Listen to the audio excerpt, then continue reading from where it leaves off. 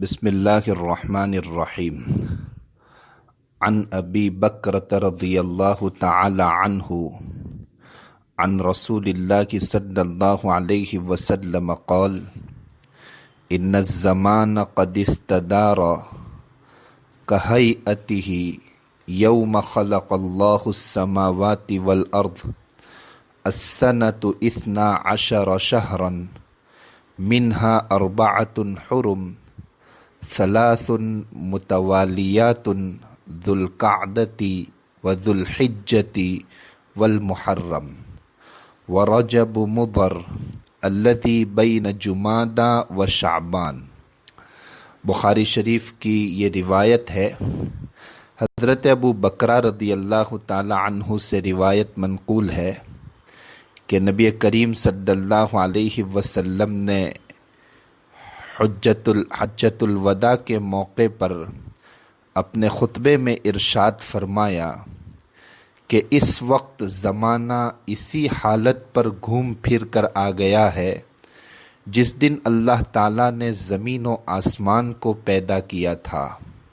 یعنی اب اس کے دنوں اور مہینوں میں کمی زیادتی نہیں ہے جو جاہلیت کے زمانے میں مشرک کیا کرتے تھے۔ اب وہ ٹھیک ہو کر اس طرز پر آ گئی ہے جس پر ابتدا اور اصل میں تھی، لہذا 1 سال 12 مہینے کا ہوتا ہے، ان میں 4 مہینے حرمت اور عزت والے ہیں، جن میں 3 مہینے مسلسل ہیں،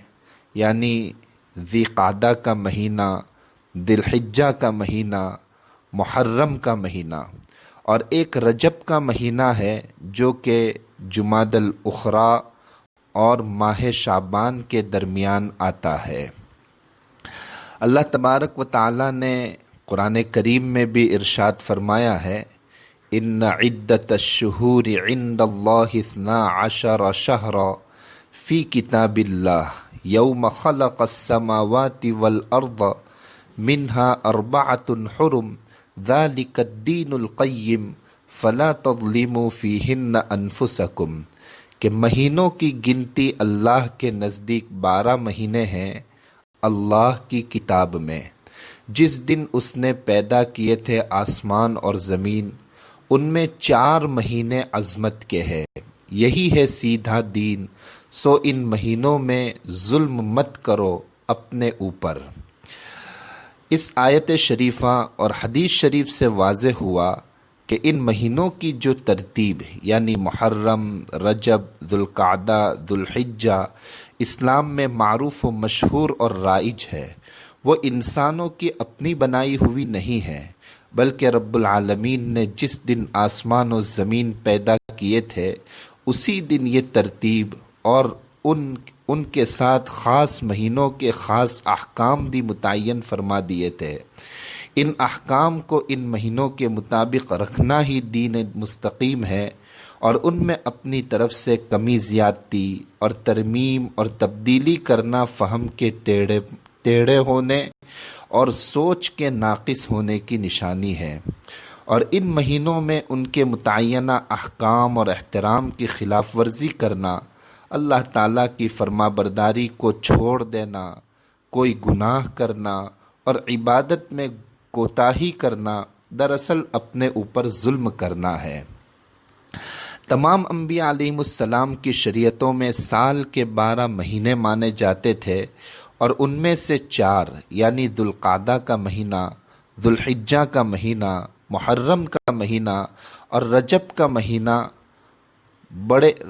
کا مہینہ بڑا مبارک اور فضیلت اور عظمت اور ادب اور شرافت اور اعزاز اور اکرام اور احترام والا مہینہ سمجھا جاتا تھا۔ ان 4 مہینوں کو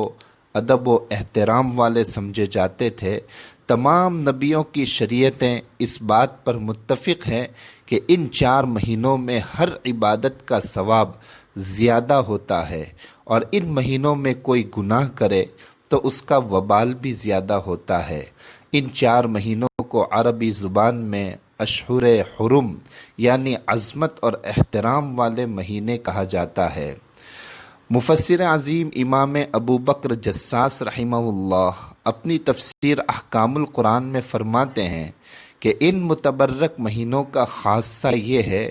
کہ ان میں جو شخص کوئی عبادت کرتا ہے اس کو بقیہ مہینوں میں بھی عبادت کی توفیق اور ہمت ہوتی ہے۔ اسی طرح جو شخص کوشش کر کے ان مہینوں میں اپنے آپ کو گناہوں اور برے کاموں سے بچا لے تو باقی سال کے مہینوں میں ان کو